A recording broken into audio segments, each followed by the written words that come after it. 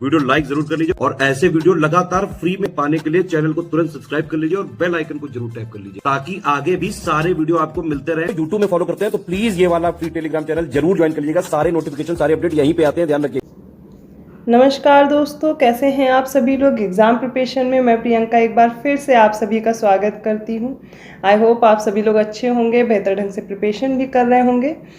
तो जैसा कि हम लोगों ने इंडियन पॉलिटी के क्वेश्चन स्टार्ट किए हुए हैं, ये क्लास डेली रात को 9 बजे आती है, जिसमें आप यूपीपीएससी से रिलेटेड किसी भी एग्ज़ाम की प्रिपरेशन कर रहे हैं तो ये क्लास आपके लिए महत्वपूर्ण है, जिसमें हम लोग सेक्शन वाइज सारे क्वेश्चंस कवर कर रहे हैं। अभी हम लोग साइंस के 500 क्वेश्चन सॉल्व कर चुके हैं, इसके आगे अब पॉलिटी स्टार्ट की गई है। तो अगर आप न्यू हैं चैनल पर, विजिट कीजिए, आपको प्लेलिस्ट मिल जाएगी, आसानी से आपको सारे वीडियोस भी अवेलेबल रहेंगे। कोई भी प्रॉब्लम है आप कमेंट करके मुझसे पूछ सकते हैं। तो आपने अगर पिछली क्लासेस नहीं देखी है उनको भी देखिए। दोपहर 1 बजे क्लास आती है जिसमें मैं जीएस सेक्शन कवर कर रही हूँ, वो भी क्लास आप फॉलो कर सकते हैं। इसके अलावा अगर आप कंप्लीट प्रिपरेशन करना चाहते हैं यूपी पीसीएस की, आरओ री एग्ज़ाम की, या फिर अपकमिंग और भी न्यू वैकेंसीज़ हैं जैसे कि जूनियर असिस्टेंट है, एमपीपीएससी है, या यूपी पीसीएस 2025 के लिए भी आप प्री प्लस मेंस की प्रिपरेशन करना चाहते हैं, तो मैं आपको बताना चाहूँगी कि आप स्टडी फॉर सिविल सर्विसेज के पेड कोर्स को ज्वाइन कर सकते हैं, जिससे आप बेहतर ढंग से प्रिपरेशन एक ही जगह पर कर सकते हैं। कम समय में सारा स्टडी मटेरियल आपको मिलेगा। करंट अफेयर, जीएस, हिंदी, कोई भी सब्जेक्ट हो उसके लिए आपको कोई भी डाउट नहीं रहेगा। टेस्ट सीरीज, पेड क्विज सभी अवेलेबल रहेंगे। ज़्यादा जानकारी के लिए डिस्क्रिप्शन बॉक्स में नंबर दिए गए हैं, आप विजिट कीजिए और आप जो नंबर दिए गए उन पर व्हाट्सएप मैसेज भी कर सकते हैं और कॉल करके भी जानकारी ले सकते हैं। तो ये हो गई आपके कोर्स से रिलेटेड जानकारी। अब हम स्टार्ट करते हैं आज की अपनी क्लास। तो आज सबसे पहले इस क्वेश्चन में आपको करेक्शन देख लेना है। 12th क्वेश्चन मैंने लास्ट क्लास में कराया था, जिसमें पूछा गया था संविधान सभा के संबंध में निम्नलिखित में से कौन से कथन सत्य दिए गए हैं। इसमें पहला स्टेटमेंट है या वयस्क मताधिकार पर आधारित नहीं थी, नॉट दिया गया है या प्रत्यक्ष मतदान का प्रतिफल थी।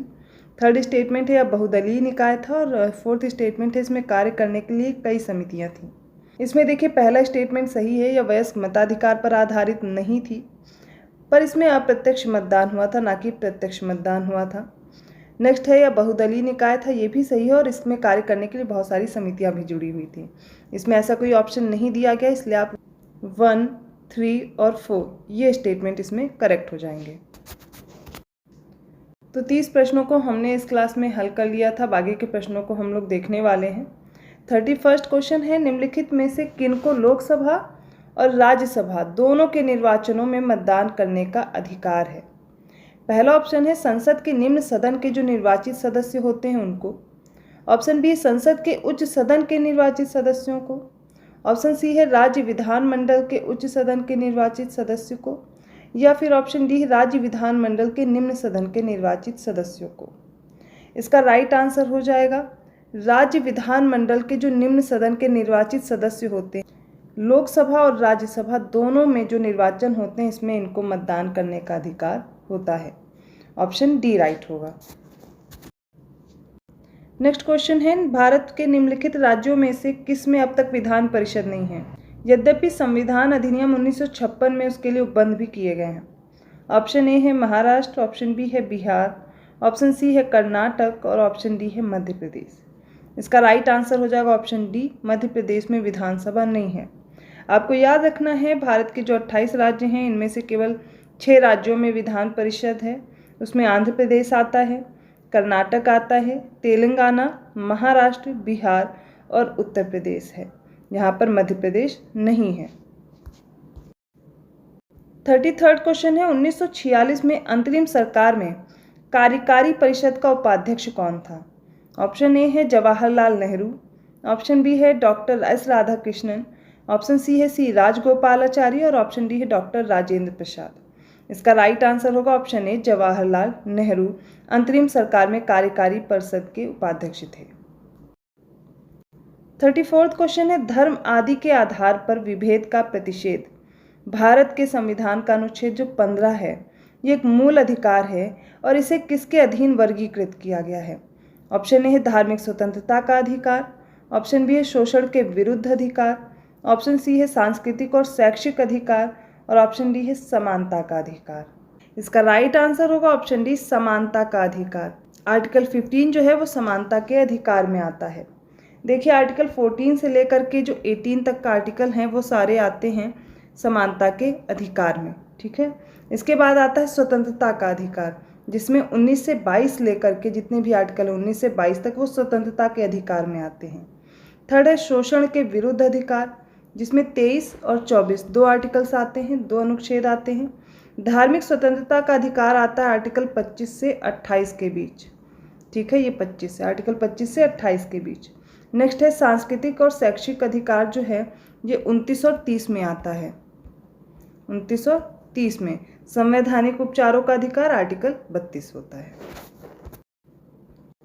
35वां क्वेश्चन है राज्य सरकारों को कृषि आयकर कौन समनुदेशित करता है? Agricultural income tax is assigned to the state government by. Option A है वित्त आयोग, ऑप्शन बी है राष्ट्रीय विकास परिषद, ऑप्शन सी अंतर्राष्ट्रीय परिषद और ऑप्शन डी है भारत का संविधान।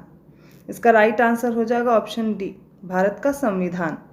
जो एग्रीकल्चरल इनकम टैक्स है वो असाइन किया जाता है स्टेट गवर्नमेंट के द्वारा by the constitution of India, और इसके लिए जो रिस्पॉन्सिबल एजेंसी है जो इसके लिए कार्य करेगी, फंक्शन करेगी, वो है फाइनेंस कमीशन। तो नेक्स्ट क्वेश्चन है 36 केंद्र और राज्यों के बीच होने वाले विवादों का जो निर्णय है इसको करने की भारत के उच्चतम न्यायालय की शक्ति किस में आती है?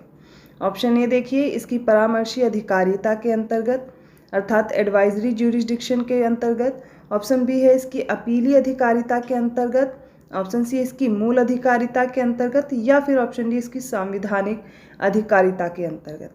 और इसका राइट आंसर हो जाएगा ऑप्शन सी, इसकी मूल अधिकारिता के अंतर्गत आता है। यदि किन्हीं राज्यों के बीच में या केंद्र के बीच में कोई विवाद हो गया है उनका निर्णय करने के लिए उच्चतम न्यायालय के पास अधिकार है। 37वां क्वेश्चन है भारत के संविधान के अनुसार जिला न्यायाधीश से अभिप्राय नहीं है। ऑप्शन ए है मुख्य प्रेसिडेंसी मजिस्ट्रेट, ऑप्शन बी है सत्र न्यायाधीश, ऑप्शन सी है न्यायाधिकरण न्यायाधीश, या फिर ऑप्शन डी है लघु मामलों के न्यायालय का मुख्य न्यायाधीश। इसमें से बताना है कौन सा जिला न्यायाधीश में नहीं है या उससे अभिप्राय नहीं है। इसमें देखिए कौन कौन इसमें हैं और कौन नहीं आते हैं। तो इसका राइट आंसर हो जाएगा ऑप्शन सी, इसमें जो ट्रिब्यूनल जज हैं वो नहीं आते। इसके अलावा मुख्य प्रेसिडेंसी मजिस्ट्रेट, सत्र न्यायाधीश, लघु मामलों के न्यायालय का मुख्य न्यायाधीश, ये सब जिला न्यायाधीश में आते हैं।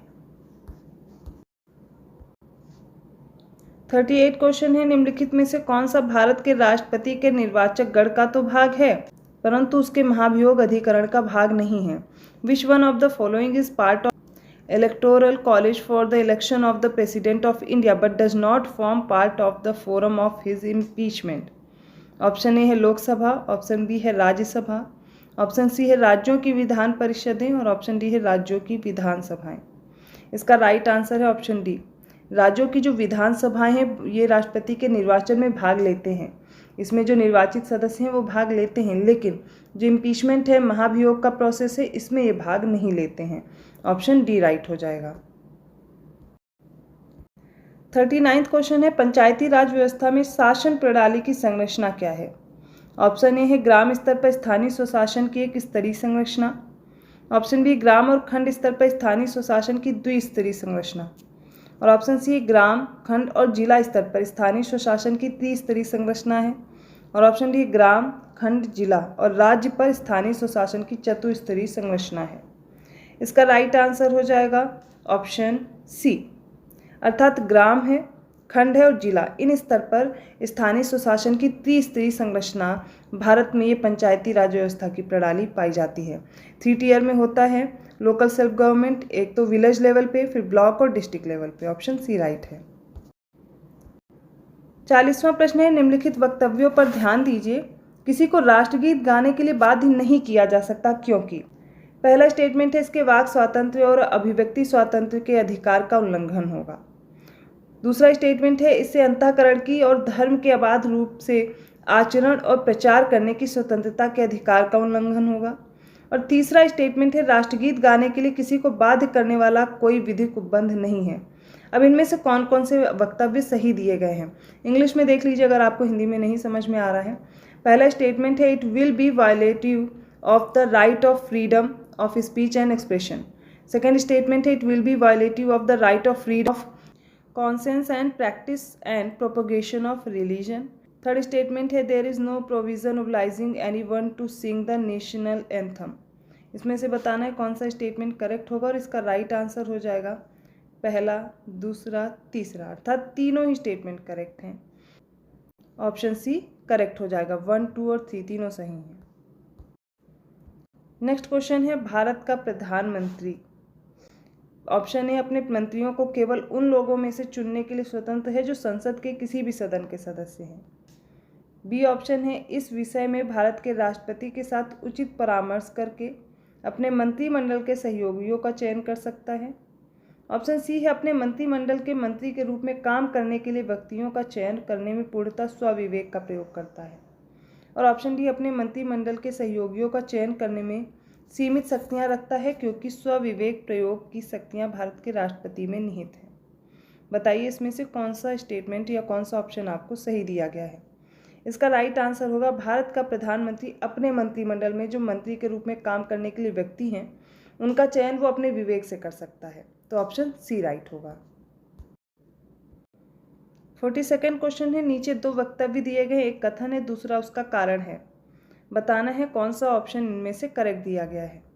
तो कथन है अल्पसंख्यक शब्द की भारत के संविधान में परिभाषा नहीं दी गई है। अब इसका कारण दिया गया क्योंकि अल्पसंख्यक आयोग संवैधानिक निकाय नहीं है।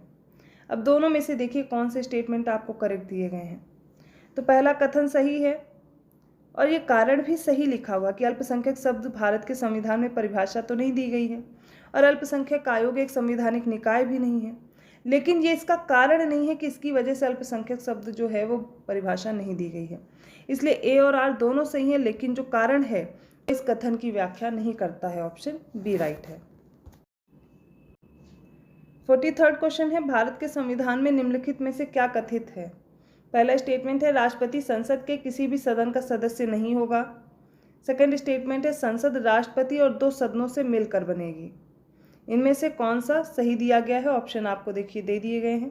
इसमें से राइट आंसर हो जाएगा ऑप्शन बी। दोनों ही स्टेटमेंट आपको करेक्ट दिए गए हैं कि राष्ट्रपति संसद के किसी भी सदन का सदस्य नहीं होगा और संसद राष्ट्रपति और जो दोनों सदन हैं लोकसभा और राज्यसभा इनसे मिल करके बनेगी। तो बी ऑप्शन राइट हो जाएगा। 44वां क्वेश्चन है सूची 1 को सूची 2 में सम्मिलित करना है।